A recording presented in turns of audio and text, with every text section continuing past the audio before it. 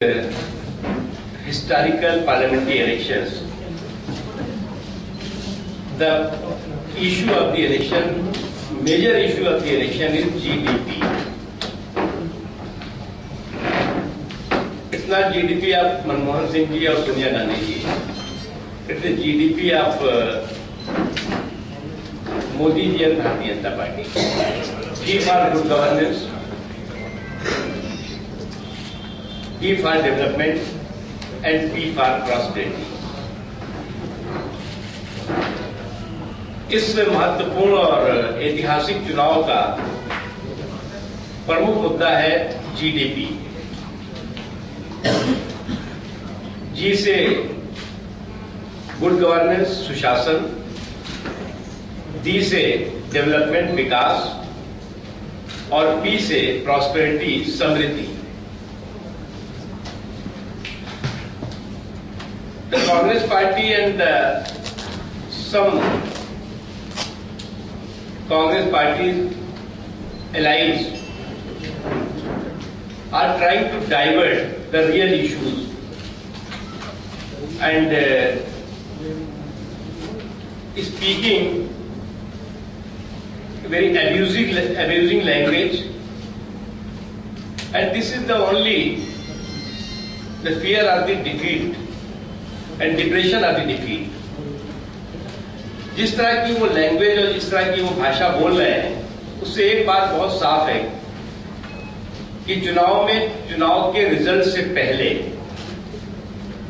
वो अपनी हार का एहसास कर चुके हैं और इसकी वजह से वो जो रियल इश्यूज हैं, जो मैंने कहा जीडीपी, जो रियल इश्यूज हैं गुड गवर्नेंस का, डेवलपमेंट का, लोगों की प्रॉस्पेरिटी का, प्रोग्रेस का, उस पर बात करने को तैयार नहीं है। सोनिया गांधी जी से लेकर के राहुल गांधी जी तक और राहुल गांधी जी से लेकर के प्रियंका गांधी जी इस तरह से बिहेव कर रहे हैं जैसे वो पिछले 10 सालों से अपोजिशन में रहे हों और हम भारतीय जनता पार्टी और नरेंद्र मोदी जी 10 सालों से सेंटर में पावर में रहे हो। पिछले 10 साल का 10 काम भी कांग्रेस पार्टी देश को नहीं बता पा रही है। 10 सालों का 10 काम, 10 वर्क, कि जिससे कि आम लोगों का, देश का भला हुआ हो। और जितने भी उन्होंने प्रॉमिसेस किए थे, जितने भी वादे किए थे, उस पर वो डिफॉल्टर साबित हुई है। और ऐसी डिफॉल्टर पार्टी और ऐसी डिफॉल्टर सरकार न तो किसी डिग्निटी और न किसी डेकोरम के साथ चुनाव के मैदान में है। उनके लीडर्स जिस तरह से डिप्रेशन में आ गए हैं, हमने तो कहा बार बार कि जिस तरह का डिप्रेशन है, तो डिफीट से पहले का जब डिप्रेशन ऐसा है तो डिफीट के बाद क्या हाल होगा। तो बेहतर यह है कि कांग्रेस पार्टी कुछ अच्छे मेडिकल एक्सपर्ट्स से की तैयारी कर ले, क्योंकि कई बड़े लीडर्स, जिसमें कि हमें लगता है कि आंध्र प्रदेश के हमारे चीफ मिनिस्टर भी हैं, इनको बहुत बुरा डिप्रेशन होने वाला है। और उस डिप्रेशन के बाद, डिफीट के डिप्रेशन के बाद वो किस रास्ते पे जाएंगे और क्या इनके हालात होंगे, इसलिए उस कांग्रेस पार्टी को पहले से उसका इलाज के लिए मेडिकल एक्सपर्ट्स की टीम को तैयार रखना चाहिए।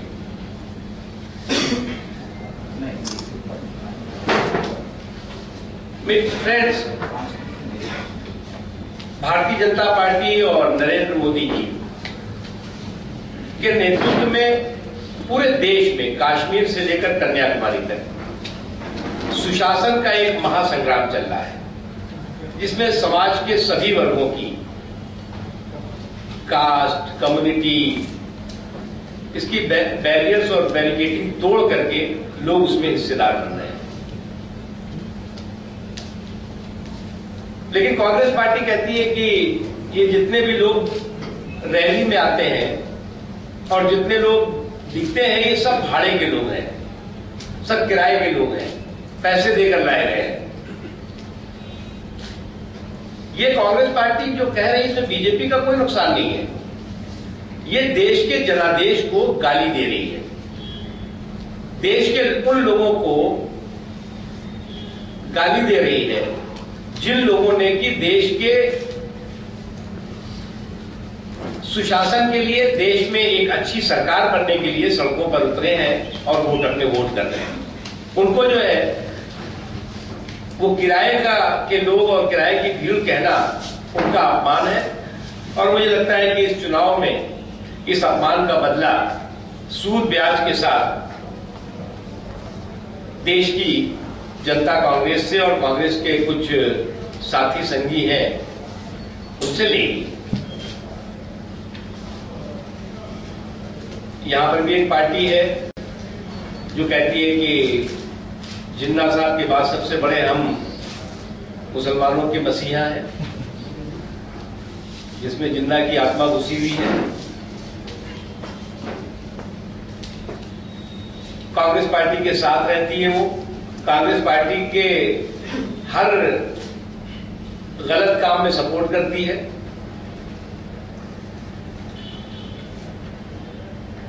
आज देश में इन 50-60 सालों के अंदर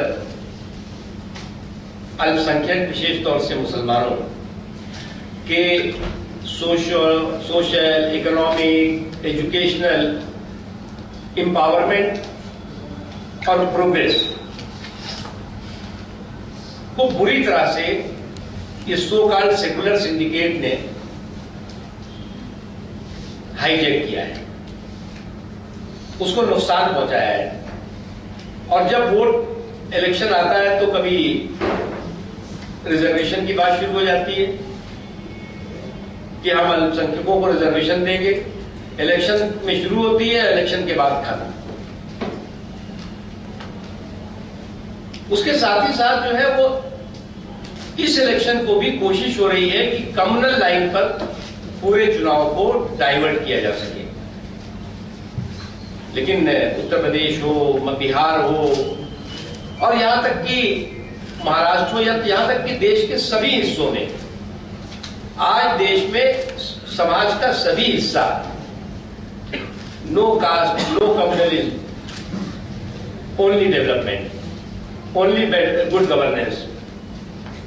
और इसीलिए हमने कहा कि जीडीपी इशू है इस बार, और इस जीडीपी के इशू के रहते हुए सारे वो इश्यूज जो इशू के एक्सपायर हो चुके हैं, कांग्रेस पार्टी जो ट्रेडिशनल और प्रोफेशनल एक्सप्लाइटर है इस तरह के इश्यूज के माध्यम से, वो बुरी तरह से एक्सपोज हुई है।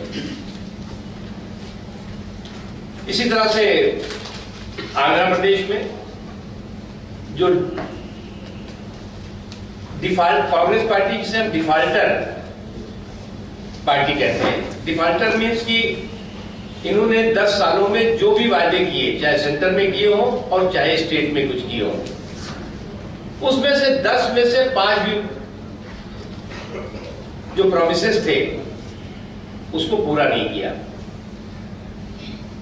महंगाई से लेकर के जो देश की इकोनॉमी है उसको लेकर के देश जो है वो बुरे हालात में रहा। आजकल एक फैशन चला हुआ है, एक फैशन परेड हो रही है,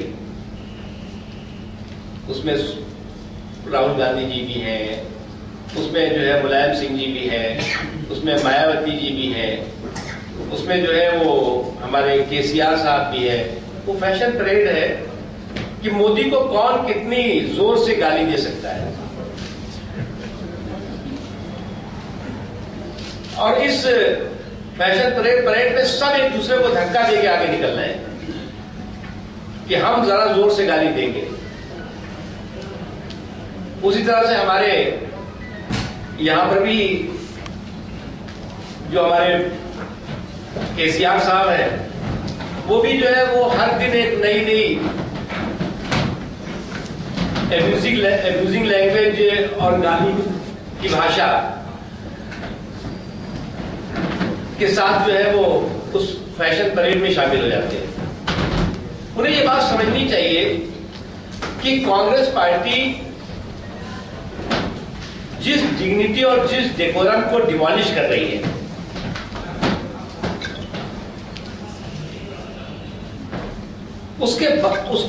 उसको आने वाले चुनाव में जो हाल होगा, क्योंकि इलेक्शन में हार और जीत होती है, ये बात सही है कि कांग्रेस पार्टी चुनाव के मैदान में हार चुकी है।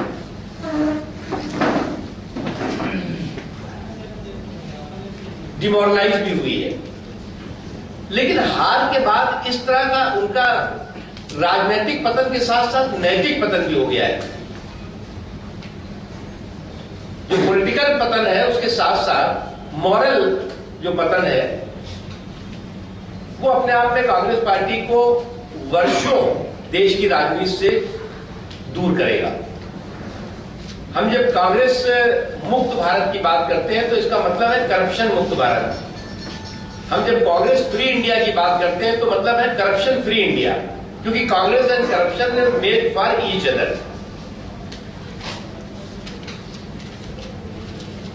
इसलिए हमारा तो यही कहना है कि जो लोग फैशन परेड में मोदी जी को अब्यूज करने में लगे हुए हैं, जो रिसर्च करके एक नई गाली और एक नया शब्द निकालते हैं, उनको इस बात को समझ लेना चाहिए कि उनकी हर गाली और उनकी हर इस तरह की अभद्र भाषा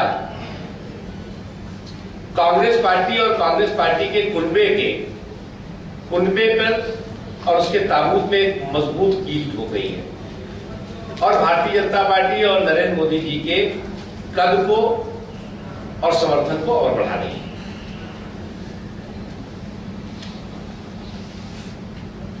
लगभग 350 से ज्यादा लोकसभा क्षेत्रों में चुनाव लगभग खत्म हुए हैं, और जो बचे हुए क्षेत्र हैं उन क्षेत्रों में भारतीय जनता पार्टी की पूरी लीडरशिप, जिसमें नरेंद्र मोदी जी है, आडवाणी जी हैं, राजनाथ सिंह जी हैं, सुषमा स्वराज जी, अरुण जेटली जी, और हमारे जो बीजेपी राज्यों के चीफ मिनिस्टर्स हैं, शिवराज चौहान साहब, रमन सिंह जी, वसुंधरा राजे सिंधिया जी, मनोहर पारिकर जी, नितिन गडकरी जी, वेंकैया जी, सारे लोग जो है वो, उसके अतिरिक्त जो और भी हमारे लीडर्स हैं, वो सभी जगहों पर कैंपेन कर रहे हैं। और कैंपेन में लोगों के बीच जाने के बाद जिस तरह का लोगों का समर्थन दिखाई पड़ रहा है, उससे एक बात ये साफ हो गई कि ये चुनाव नहीं है, बल्कि कांग्रेस के कुशासन के खिलाफ क्रोध क्रांति है। और ये जो क्रोध क्रांति है, ये कांग्रेस की लूट की लंका में आग लगाएगी, जिसमें लग चुकी है। 16 तारीख को पूरी तरह से ये कांग्रेस की लूट की लंका भस्म होगी।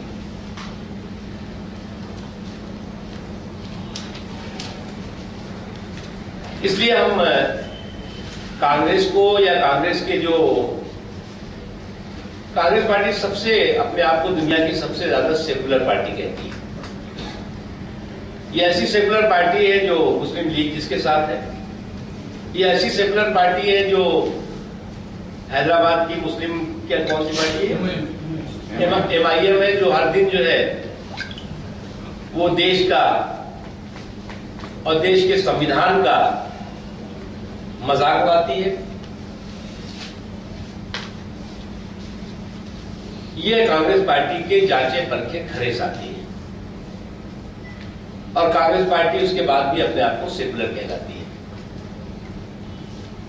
हम सेकुलरिज्म के पक्ष में हैं। संविधान में जिस सेकुलरिज्म की कल्पना है, वो सेकुलरिज्म देश को जोड़ने वाला है। कांग्रेस पार्टी का जो पॉलिटिकल सेकुलरिज्म है, राजनीतिक धर्मनिरपेक्षता, वो राजनीतिक धर्मनिरपेक्षता देश को तोड़ने वाली है। अब देश को चुनना है कि जो रियल सेकुलरिज्म है, जो कॉन्स्टिट्यूशन में सेकुलरिज्म है, पंथ निरपेक्षता की कल्पना है, उसके साथ जाना है, या कांग्रेस पार्टी या उसके सो कॉल्ड सेकुलर सिंडिकेट के पॉलिटिकल सेकुलरिज्म की तरफ जाना है, जो कि लोगों के वोटों के एक्सप्लॉइटेशन से ज्यादा कुछ नहीं है। भारतीय जनता पार्टी और एनडीए 350 से ज्यादा सीटें पूरे देश में जीतेगा और एक स्टेबल, एक कैपेबल सरकार बनाएगा, और जो सरकार की देश की जीडीपी को समर्पित होगी, जो सरकार की देश की गुड गवर्नेंस, डेवलपमेंट और प्रॉस्पेरिटी और प्रोग्रेस को समर्पित होगी। मुझे इतना ही कहना है। Thank you. Sir, you were talking about abusive language being used throughout this election. One of your supporters, Namdev Baba, has also can be called guilty for it. Now, Congress and Mayawati are asking for a fresh FIR to be registered against him under SC/ST Atrocities Act. What would be your view? We are not agree the statement of Ramdev Babaji, but Ramdev Babaji himself clarified and even apologized on this statement. After that, this issue is closed. No, now that there is a demand for fresh FIR against SC/ST Atrocities Act because that is the act. देखिए, जब उन्होंने ये बात कह दी कि हम इसके लिए अनकंडीशनल अपॉलॉजी करते हैं, अगर इसको गलत समझा गया है तो देन इशू इज क्लोज। अब अपने पॉलिटिकल रीजन से मायावती जी के पास कोई अब इशू रह नहीं गया है। मायावती जी जिन दलित वोटों का पॉलिटिकल एक्सप्लॉइटेशन करती थी, वो दलित वोट भी उनके साथ खड़े नहीं है, तो उनको लगता है कि कोई ऐसा मुद्दा उछाल दो जिससे कि उनका जो अस्तित्व खत्म हो रहा है वो फिर से एक बार कुछ थोड़े बहुत वोट हासिल हो जाए, इसलिए इसका कोई अर्थ नहीं। सर, आनंद शर्मा जी डिप्रेशन में कांग्रेस पार्टी के जो मित्र हैं वो पूरी तरह से जमीन पे क्या हवा चल रही है, जमीन पे क्या लोग चाहते हैं उसको देखने को तैयार नहीं है। ब्लैक मनी पर एक इन्होंने व्हाइट पेपर दिया बहुत दिन के बाद सेंट्रल गवर्नमेंट ने। वो व्हाइट पेपर नहीं था, वो बल्कि ब्लैक मनी पर ब्लैक पेपर हो गया। उसका पता ही नहीं चला कि वो इतने दिनों के बाद जो दिया निकाला भी उन्होंने, वो भी चूचू का मुरब्बा बना। उसका समझ में नहीं आया कि ये ब्लैक पेपर है, व्हाइट पेपर है या येलो पेपर है क्या ये। तो अगर ब्लैक मनी हमारे देश की विदेशों में कुछ लोगों ने छिपा के रखा हुआ है तो उसको देश में वापस आना चाहिए, ये हमारा संकल्प है, और निश्चित तौर से हम सरकार बनाएंगे तो इस दिशा में आगे बढ़ेंगे। साहब ने जो कहा उसी बात को मेरी समझ से कपिल सिब्बल साहब ने भी कल कहा था और कांग्रेस के कई लीडर कह रहे हैं। तो एक बात तो बहुत साफ हो गई कि चुनाव अभी पूरा भी नहीं हुआ है, और चुनाव के पूरा होने से पहले उन्होंने इस बात को स्वीकार कर लिया है कि वो सत्ता से उनकी बेदखली तय हो गई है, उनके विदाई का बैंड बाजा और बिल्कुल बज चुका है। इसलिए वो कह रहे हैं कि हम जो है वो तीसरे मोर्चे, चौथे मोर्चे, पांचवें मोर्चे, छठे मोर्चे को समर्थन देंगे। तो इस चीज का वो तो बाद में पता लगेगा कि वो किसको समर्थन देंगे। जब समर्थन देने के योग्य होंगे तब देंगे। आज तो स्थिति कांग्रेस की ये हो गई है कि कांग्रेस के सांसद और कांग्रेस में के चुने हुए लोग संसद में जाने के लिए हो सकता है एक दो गाड़ी में सब भर के चले जाए, ऐसी स्थिति खड़ी हो सकती है। दूसरी चीज ये कि प्रियंका जी को बहुत गलत समय पे कांग्रेस पार्टी ने लॉन्च किया है। कांग्रेस पार्टी का जब ये आखिरी मोहरा था उसको भी जो है कांग्रेस पार्टी ने अब इलेक्शन के इस सबसे बुरे हाल में जब कांग्रेस पार्टी है तो उसमें उनको उतारा है, डूबती हुई नाव पे बैठा करके। और आज जो प्रियंका गांधी जी से लोग अपेक्षा करते थे कि वो मुद्दों में बात करेंगे, लेकिन वो भी उसी पे आ गई जो कांग्रेस का जो ट्रेडिशनल और प्रोफेशनल और तरीका है कि उन्होंने जो है वो मोदी जी पर अटैक करना शुरू कर दिया। अरे भाई, आपको ये ध्यान रखना चाहिए कि आप उस कांग्रेस पार्टी के लीडर हैं जो कांग्रेस पार्टी 10 सालों से इस देश को लूट रही थी। अब आप लोगों को बता रहे हैं ABCD काखा गाघा, तो उन्हें यह भी बताना चाहिए था कि एम से मम्मी नहीं होता, महंगाई होता है। और बी से बांटना नहीं होता, बेरोजगारी होती है। तो ये सब भी बताना चाहिए उनको। जी से घोटाला होता है, ये भी बताना चाहिए उनको, सब पब्लिक को बताना चाहिए कि भाई ये हम ABCD जब बता रहे हैं तो उसका अर्थ ये भी होता है। तो इसलिए कम से कम अभी उनको थोड़ी ट्रेनिंग लेनी पड़ेगी, और विपक्ष में अभी बैठेंगे तो काफी समय मिलेगा। जो यहाँ राजनाथ सिंह जी और गडकरी साहब का यहाँ पर रैली होने वाली थी तेलंगाना इलाके में, लास्ट मोमेंट चेंज कर दिया गया। क्या पार्टी को कुछ होप अब कम है तेलंगाना में, कुछ इस तरह का है? क्यों चेंज किया गया पार्टी आने वाले? नहीं, कोई चेंज नहीं। जो भी लीडर्स हैं वो अभी आएंगे और आ रहे हैं। आज हमारे शिवराज चौहान जी का भी कार्यक्रम है, गए हैं अभी, और सुषमा जी कल थी जो हमारी लीडरशिप